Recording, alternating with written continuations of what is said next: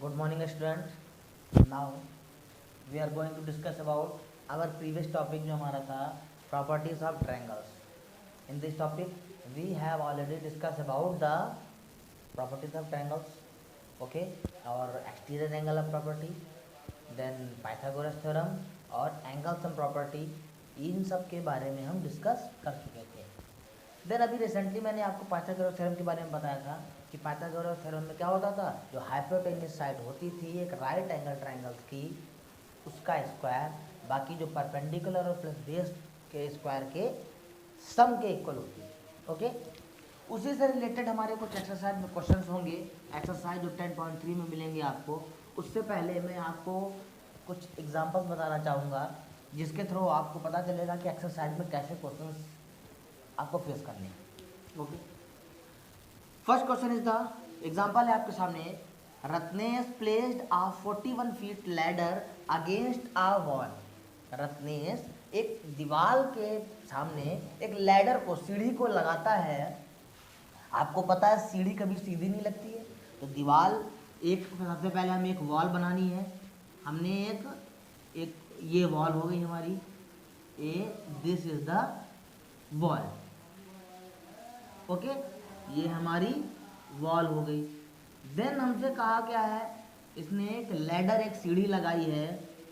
सीढ़ी आपको पता है बेटा ऐसे ही लगेगी. ये हमारी सीढ़ी होगी, हमने सीढ़ी मान लिया इसको. देन आगे क्वेश्चन में हमसे क्या कहा है, क्वेश्चन में हमसे कहा है Ratnesh placed a 41 feet ladder. जो लैडर है, लैडर की जो हाइट है, लेंथ है, वो 41 फीट है.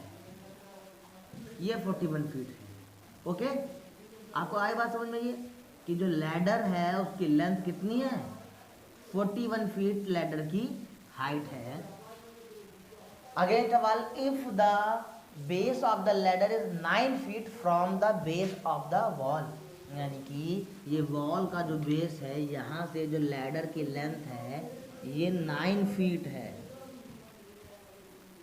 Then how high up the wall will ladder reach. तो आपको बताना है कि वॉल की कितनी ऊंचाई तक ये लैडर जाएगी. यानी कि लैडर की हाइट, लैडर की लेंथ दी हुई है आपको, और लैडर से वॉल के बिटवीन में जो डिस्टेंस है वो गिवन है. आपको ये बताना है कि बताओ बेटा दीवार की कितनी ऊंचाई तक लैडर पहुंच पाएगी. तो हमें क्या फाइंड करना है, ये चीज़ कि लैडर कहाँ तक पहुंची है. तो सबसे पहले ऐसी कंडीशन में हम लेट कर लेते हैं, let the height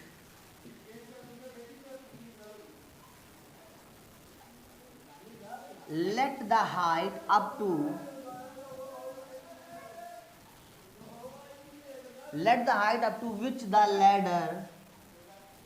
which the ladder reach is x. हमने मान लिया कि जिस ऊंचाई तक लैडर पहुंचेगी वो दूरी x है, वो ऊंचाई x है. देन आपके सामने सबको दिख रहा है बेटा कि जब ये हो गया तो ये एक राइट एंगल ट्रायंगल हो गया. In right angle triangles according to the Pythagoras theorem,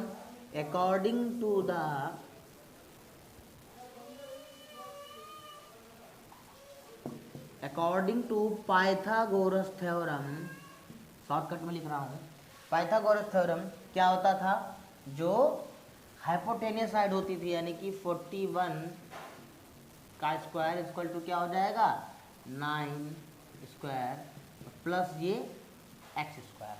आई बात समझ में, इतनी बात सबको समझ में आ रही है. अब आगे देखिए यहाँ पर क्या है आपके सामने, 41 का स्क्वायर है यानी कि इसका स्क्वायर आप जो खोलेंगे तो बेटा इसका स्क्वायर देखो, 40 का स्क्वायर कितना होता है 1600. इसका इसी से हमारा कुछ अप्रॉक्सीमेट वैल्यू हमें पता चल जाता है कि ये होता है. तो स्क्वायर हमें थोड़ा सा नहीं भी याद होता है तो हमें पता चलता है कि हाँ 14 का ये, 40 का ये था तो 41 का ये होगा. तो 60 का 40 का क्या, 41 का क्या होगा 1681 इज इक्वल टू ये 81 प्लस का एक्स स्क्वायर. हमें वैल्यू फाइंड करनी है एक्स की. देन एक्स को हम एक प्लेस पर रखेंगे और बाकी को उधर ट्रांसफर कर देंगे.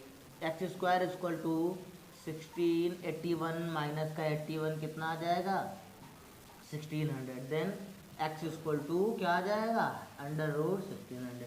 आपको पता है कि जब 1600 का आप फाइंड करेंगे तो कितना आ जाएगा बेटा 40।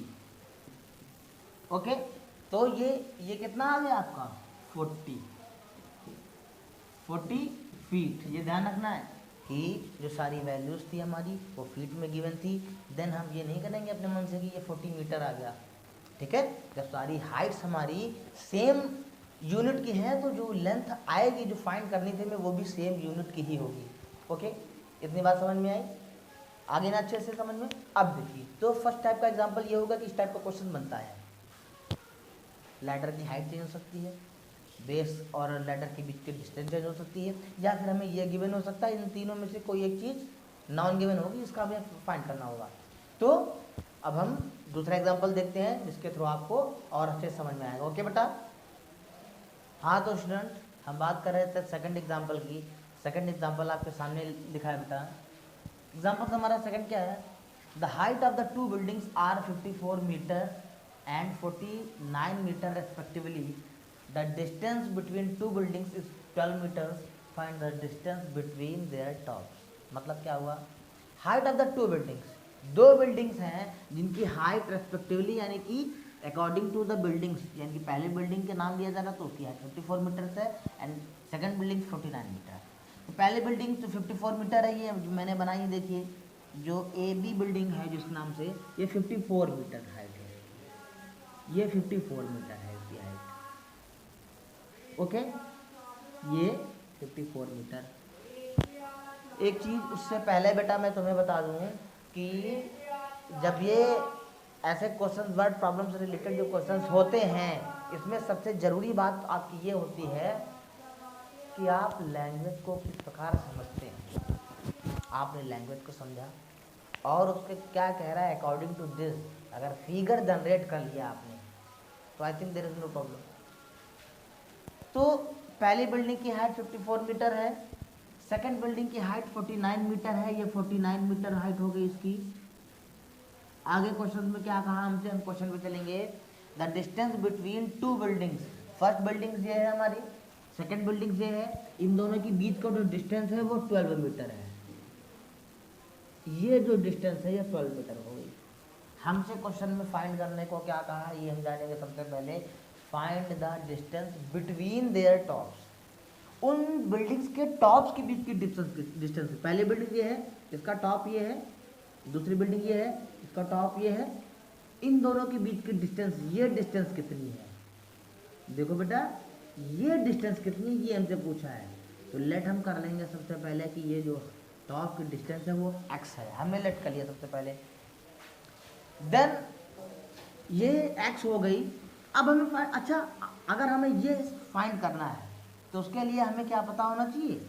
हमने देखा कि ये एक राइट एंगल ट्रायंगल बन रहा है यहाँ पर, तो ये 90 डिग्री है, तो ये हाइपोटेन्यूस साइड हो गई जो हमें फाइंड करनी है।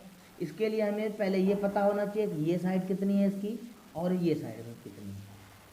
तो अगर हम ध्यान से देखें बेटा यहाँ पर इस क्वेश्चन में, तो इसमें ध्यान से देखें तो ये जो डिस्टेंस थी दोनों के बीच की वो 12 मीटर थी, वो डिस्टेंस ऊपर भी सेम रहेगी, ये भी 12 होगी।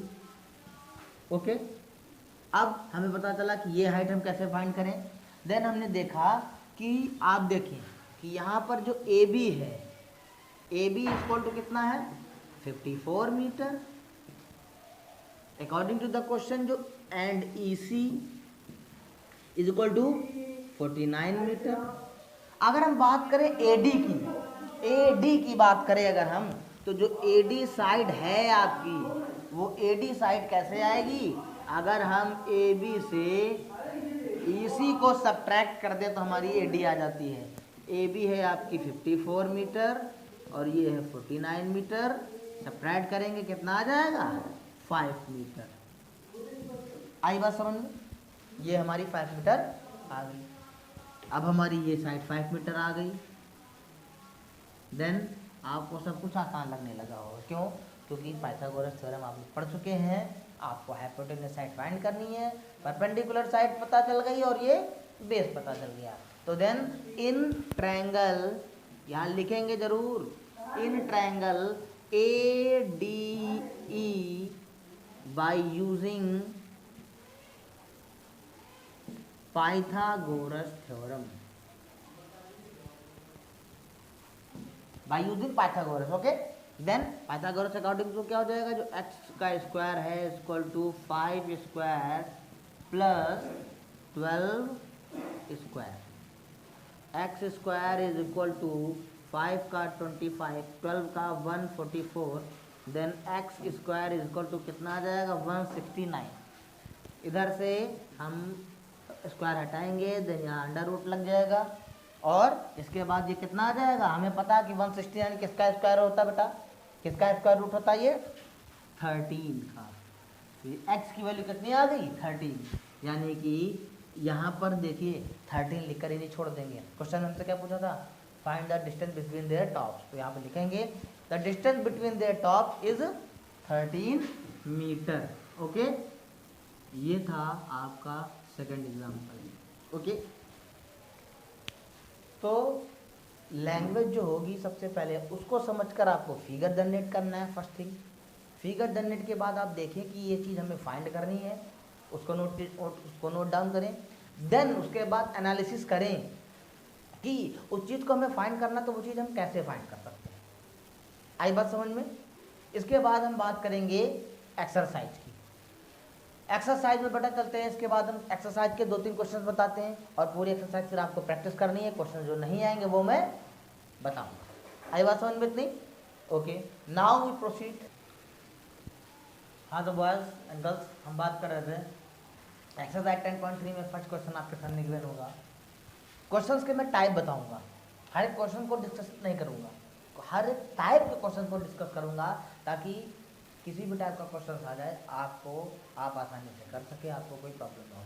ठीक है, तो फर्स्ट टाइप का क्वेश्चन हमारे सामने गिवन है बेटा, और वो क्वेश्चन इस टाइप में हो सकता है कि check if a triangle of a given side is a right angle triangle और नॉट। आप जांच कीजिए कि जो दी हुई भुजाएं हैं, दी हुई साइड्स हैं, उन साइड से एक राइट एंगल ट्रायंगल बनता है या नहीं बनता है। तो वो चेक करने के लिए आपको क्या करना है, सिंपल सा। अच्छा, अगर एक राइट एंगल ट्रायंगल है तो उसके लिए बेटा जरूरी चीज मैंने क्या बताई है कि जो हाइपोटेनियस साइड होती है, यानी कि जो लॉन्गेस्ट साइड होती है, उसका square both of the remaining sides के स्क्वायर के सम के इक्वल होता है। देन हमने देखा जो हाइपोटेनियस साइड है, जो लॉन्गेस्ट साइड है, वो 13 है according to the Pythagoras theorem. कोई दूसरी थ्योरम नहीं लगा रहा हूं मैं कि अलग से कुछ प्रॉपर्टी यूज कर रहा हूं, सेम प्रॉपर्टी है। According to the Pythagoras theorem, the longest side of the right angle triangles, इसका स्क्वायर जो होगा वो रिमेनिंग साइड के स्क्वायर के सम के इक्वल होता है। तो ये hypotenuse side is equal to एक 5 का स्क्वायर प्लस 12 का स्क्वायर। अगर ये इक्वल आता है तो ये राइट एंगल ट्रायंगल होगा, अगर इक्वल नहीं आता है, लेस देन आता है, ग्रेटर देन आता है, तो ये राइट एंगल ट्रायंगल से जनरेट नहीं हो सकता है। देन 13 का स्क्वायर हमारा आता है 169, यहाँ ये आ जाएगा 25 और प्लस ये आ जाएगा 144, यानी कि 169 इज इक्वल टू, यहाँ पर भी आ गया हमारा 169। यहाँ पर हम लिख देंगे वेरीफाइड एंड हम एक राइट एंगल ट्रायंगल जनरेट कर सकते हैं, हमारा राइट एंगल ट्रायंगल बन सकता है। ओके, इजीली आप लिख सकते हैं, we can easily make a right angle triangle. Okay, then second question पे आते हैं, यहाँ पर देखते हैं। ऐसा एक एग्जांपल ये होगा कि हमने देखा इक्वल आ गया तो हो गया। देन इसमें आता है लॉन्गेस्ट साइड, हाइपोटेनियस साइड जो होगी उसका square, then both of the remaining sides के स्क्वायर का सम करेंगे। ये 12 का स्क्वायर 144 आ जाएगा इज इक्वल टू यहाँ 36 प्लस 9 का स्क्वायर 81, 144 इज 36 में 81 जब हम ऐड करेंगे तो 617 आ जाएगा, और 8 और 3 11 आ जाएगा 117। 144 is not equal to 117, equal नहीं है दोनों बिल्कुल।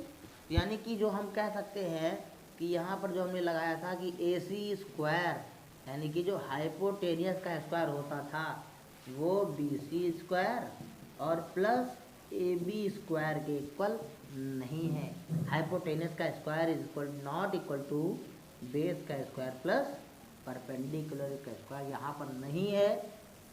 So we can't generate a right angle triangles, right triangles हम यहाँ पर जनरेट नहीं कर सकते। तो ये फर्स्ट टाइप का क्वेश्चन था। इस टाइप के क्वेश्चन में आपके सामने साइड चेंज होंगी, आपको फाइंड वही करना है। ओके, अब बात करते हैं बेटा सेकेंड टाइप के क्वेश्चन। हाँ तो बच्चों हम बात कर रहे थे नेक्स्ट टाइप के एग्जाम्पल की, और इसमें हम लाए हैं second question.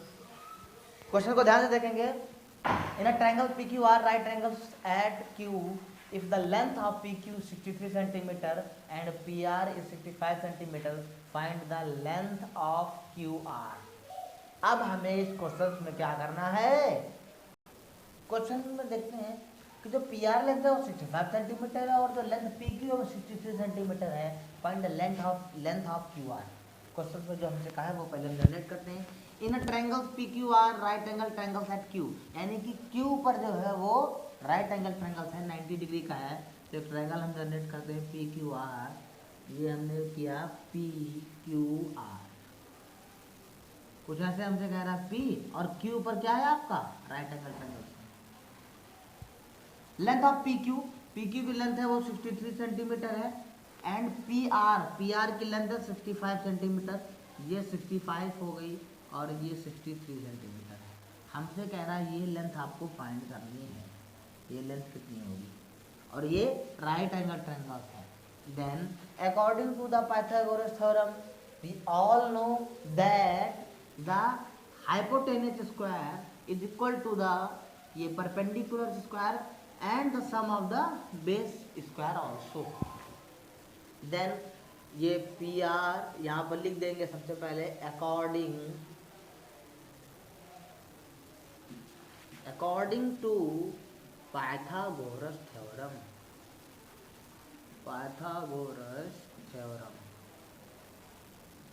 we all know that जो PR स्क्वायर है इज इक्वल टू PQ का square plus QR square.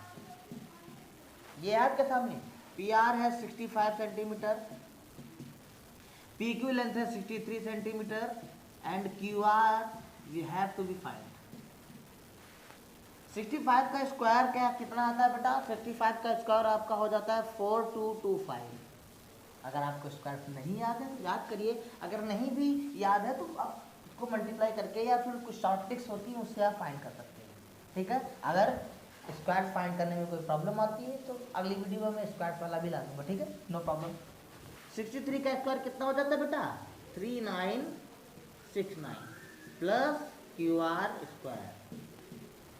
Then हम इसको इधर ट्रांसफॉर्म करेंगे, यानी कि उधर भेज देंगे, ट्रांसफर कर देंगे। QR square is equal to 4225 minus का 3969, जब हमने सब्ट्रैक्ट किया इसको तो ये आएगा 256।